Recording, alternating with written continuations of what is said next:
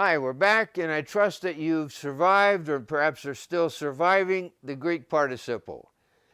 And as I've indicated, this is probably the toughest aspect of Greek grammar. So today I thought I'd do a little bit by way of review, have some parsing practice, and then look at some scriptural examples. So let's get started here. Remember the process, and in this order. Parse, then we look for position, whether it's attributive or predicate, and then we translate. And let's go through our keys one more time. Stem ending equal present. Sigma alpha tells us first aorist. Internal stem change tells us second aorist. Reduplication tells us that it's perfect. The presence of nu tau tells us it's an active participle. Men tell us middle or middle passive. Theta epsilon tell us first aorist passive participle. The kappa suffix tell us that it's perfect active. And the loss of a helping vowel tells us that it's perfect middle passive. All right, let's do some practice here, and I'll hit my pause button, and then we'll compare note. All right, the first one. We notice here we have reduplication on the front, men, and also a loss of a helping vowel. This tells us perfect middle passive participle, either neuter plural nominative or neuter plural accusative, the things which have or had been written. The next one, perfect middle passive participle, masculine singular dative, to the one who had been healed.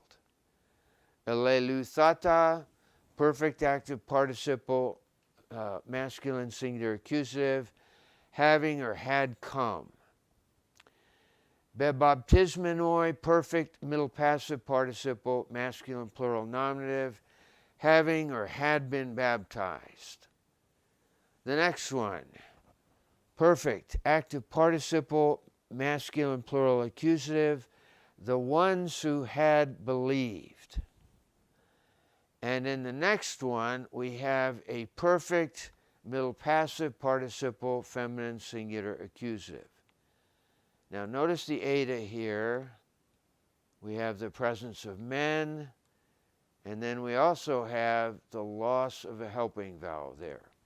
So this is a perfect middle passive participle, feminine singular accusative, the salvation which had been bought. The next one, hetoi masmenos, perfect middle passive participle, masculine singular nominative, having or had been prepared. And the last one, ha papistukos, the one who had believed, perfect active participle there, masculine singular nominative. All right, a few more here, and I'll hit my pause button. All right, the first one, present active participle, masculine singular genitive, of the one who hears. Here we have a stem ending plus nu tau. The second one, we have a sigma alpha and a nu tau. That's first aorist active participle, masculine singular genitive, of the one who heard. The next one, he soteria, he keruchthesa. Notice the theta epsilon. First aorist passive participle, feminine singular nominative. The salvation which was preached. The next one, having been cleansed. Notice the theta epsilon. First aorist passive. Ha apon, the one who said, the one who spoke. The second one in the predicate position, having said or having spoken. And the last one, of the ones who heard. Here we have the sigma alpha plus nu tau. So first aorist active participle, masculine plural genitive. All right, let's take a look at some scripture here. And I want to draw your attention here to this word, sesosmenoi. We see a reduplication on the front. We see the letters men right here. And we also have a loss of a helping vowel right there. So this is a perfect middle passive participle, and this is masculine plural nominative. Now, take a look at what precedes it. Esta, you are. That's a form of the verb to be. Now, when a form of the verb to be is joined together with a perfect participle, this is called a periphrastic construction. That's a $50 word. Now, what this means is that there's emphasis placed upon the enduring condition. You are in a saved condition.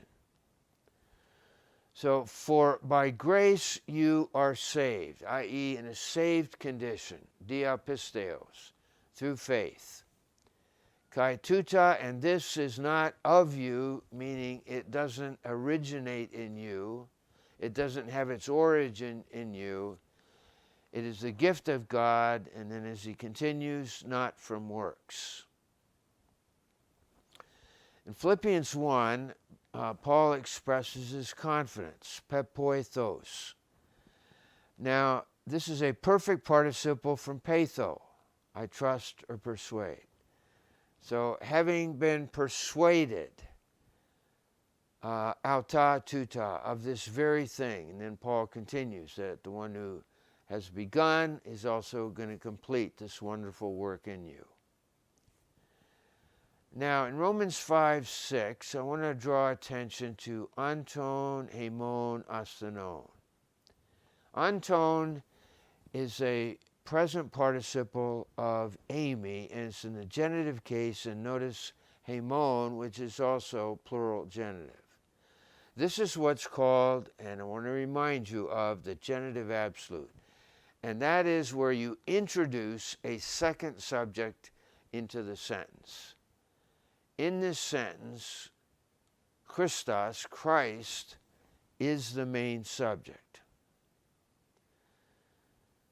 So we translate this, for yet, while we were ungodly, Christ, eti kata kairon, according to the time, died on behalf of the ungodly. Here's our main verb, apethanet. He died on behalf of the ungodly. What's a secondary subject? We. We were in an ungodly condition. But yet, in the proper time, Christ died on behalf of us as ungodly. All right, in the complaint of the older brother in Luke 15, but when this your son, now notice the distancing language, and then kataphagon, this comes from ephagon, which is the second aorist of estheo, and this is a compound verb from kata plus estheo. So the one who devoured your substance with prostitutes came.